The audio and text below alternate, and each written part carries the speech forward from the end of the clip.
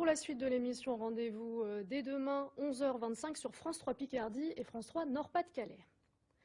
À 62 ans, Gilbert Guilherme pédale pour promouvoir le don d'organes. Un tour de France de plus de 6000 km entamé il y a 22 jours en mémoire de son fils décédé dans un accident. Il espère ainsi récolter des fonds pour l'association du don d'organes ADOT. Sophie Picard et Jean-Louis Crossy l'ont accompagné entre Dieppe et le Tréport.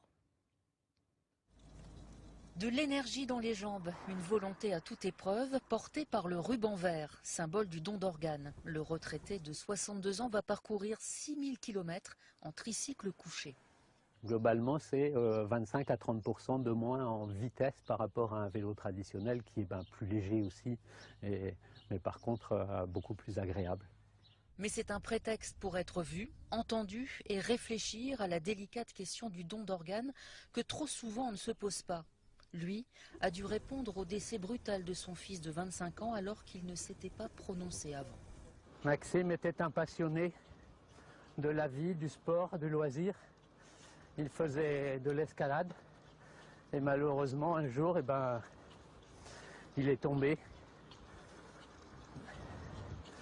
et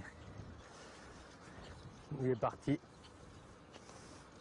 On a autorisé le prélèvement des organes qui étaient viables. Il lui a été prélevé le cœur, les reins et le foie. 4 personnes ont été greffées grâce à lui.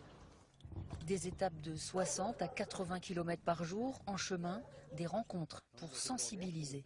Aujourd'hui, il y a plus de 20 000 personnes en France qui sont en attente de greffe. L'année dernière, il en a été réalisé seulement 5 494. L'écart entre le nombre de greffés et le besoin n'arrête pas de croître au fil des années. 1000 personnes meurent chaque année faute de greffe. Avec l'ADOT, l'association pour le don d'organes qui fête les 55 ans de la première greffe, la mobilisation continue. Il n'y a pas plus belle action que la promotion du don d'organes, surtout par une personne qui a été sensibilisée par le décès de son fils. Un homme de cœur que Gilbert, dont le périple s'achève en juin, avec ce slogan « Tous donneurs, tous receveurs ».